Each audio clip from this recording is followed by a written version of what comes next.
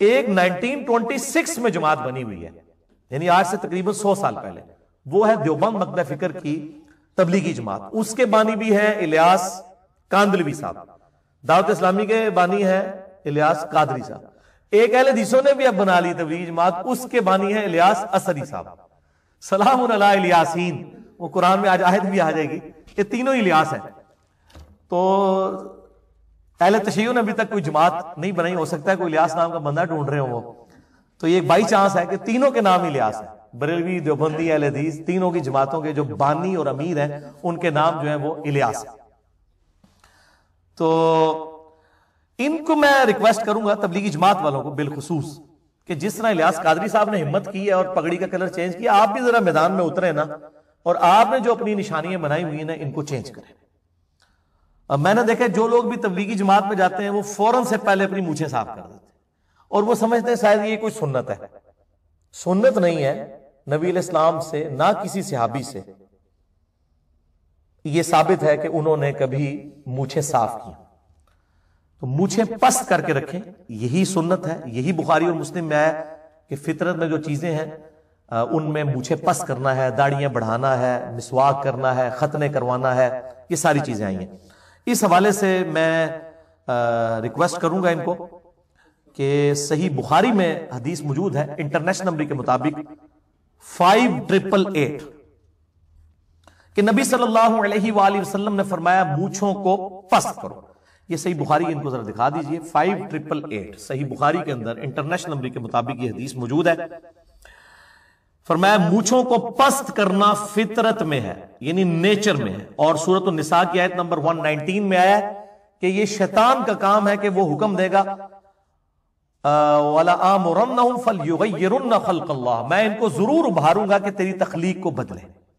داڑھی مڑانا بھی تخلیق بدلنا ہے، فطرت کو بدلنا ہے.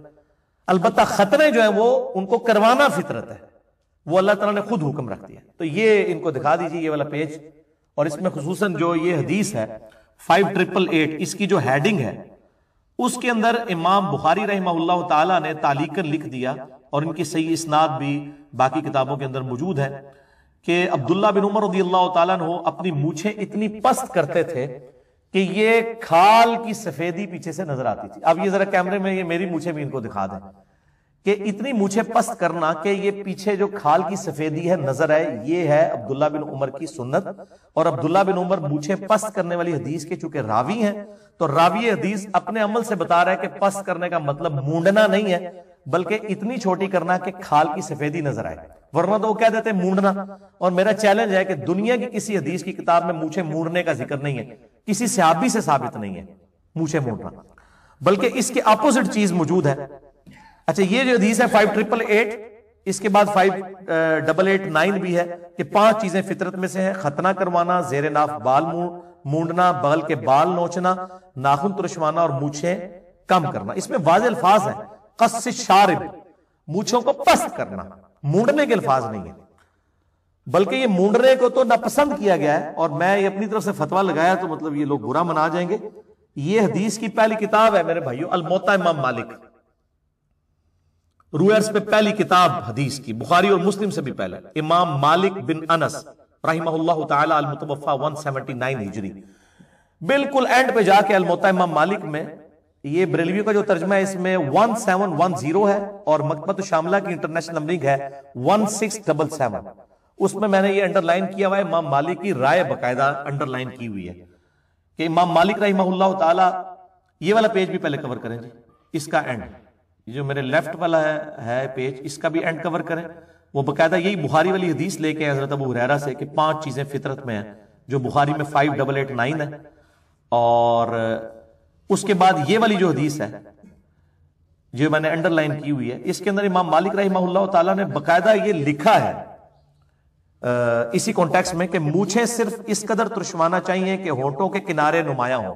یعنی یہ جو مونچھوں کے بال جو ہے نا یہ کھانے پینے کی چیزوں میں نہیں آنے چاہیے، یہ کنارہ نمایاں ہو جائے، بالکل مونڈنی نہیں چاہیے، پس ایسا کرنا مصلح ہے. اب یہ جن عالم صاحب نے ترجمہ کیے نا انہوں نے یہ الفاظ ہی آخری عربی میں تو لکھے ہیں، اردو میں سے کاٹ دیے ہیں. ہو سکتا ہے ان کے پیر صاحب کرتے ہوں، بریلویوں میں بھی مونچھیں مونڈتے ہیں، شاہ احمد نورانی صاحب مونڈتے تھے، یہ سیفی جماعت والے بھی مونڈتے ہیں.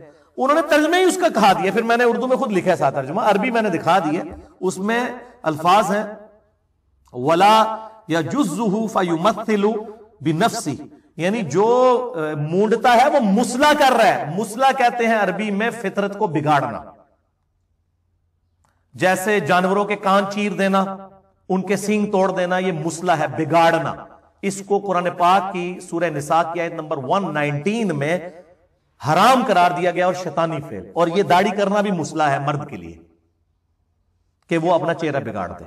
اور اسی کے تحت میں نے داڑھی کے اوپر اور مونچھوں کے اوپر اور زیر ناف بال, یہ تمام چیزیں مسئلہ نمبر 32 اور 33 میرا ریکارڈڈ ہے.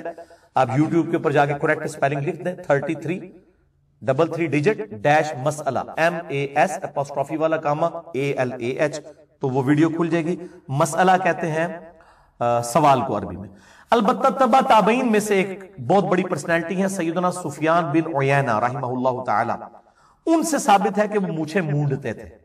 کسی یعنی تابعی سے ثابت نہیں, کسی صحابی سے ثابت نہیں, نبی علیہ السلام سے نہیں, ایک تبع تابعی سے.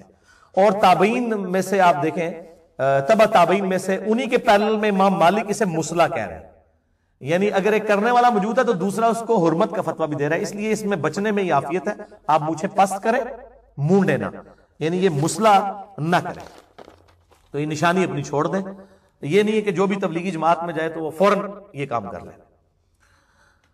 اچھا, اور تو اڑی باری بھی آنے لگی ہے, کیونکہ ادھر اکثر تو اہل حدیث بھی بیٹھے ہوئے ہیں کہ اہل حدیث کے اندر بھی یہ ایک بیماری ہے. جیسے ہی کوئی بندہ یعنی اہل حدیث کی طرف آتا ہے نا, سب سے پہلے اس کی ٹوپی اتر جاتی ہے, اور اگر وہ پہنتا بھی ہے تو وہ پیچھے بالکل رکھی ہوتی ہے, آگے بھی پف نکالی ہوتی ہے, جس کو کہتے ہیں نا وزارگی سے پہنی ہوئی ہوتی ہے. کئی تو امام مسجد بھی اس طریقے سے, اور کہہ رہے ہیں نماز کا حصہ نہیں ہے. بھئی ہم کب کہہ رہے ہیں نماز کا حصہ ہے؟ ہم یہ کہتے ہیں تو آپ اپنے آپ کو اہل حدیث اہل سنت کہہ رہے ہیں. دوسری طرف آپ کا یہ حال ہے کہ آپ فجر کی 2 سنتیں پڑھ کے مسجد میں یوں لیٹ جاتے ہیں, جی ہم سنت پوری کر رہے ہیں, حالانکہ نیند بھی نہیں آئی ہوتی. آپ کو چڑ پگڑی کے ساتھ ہی اور ٹوپی کے ساتھ ہی, یہ سنت نہیں آپ نے پوری کرنی. اور یہ 2 مکاتب فکر میں بیماری ہے, ایک اہل حدیث میں اور ایک اہل تشیع کے اندر, کہ یہ ان کی امام جو ہے نا وہ ننگے سر نماز پڑھتی ہے. علماء پگڑی باندھ لیتے ہیں اہل تشیع کے, اہل حدیث میں بہت کم ہی ہے, زیادہ تر تو وہ سعودی رومال ہی رکھتے ہیں.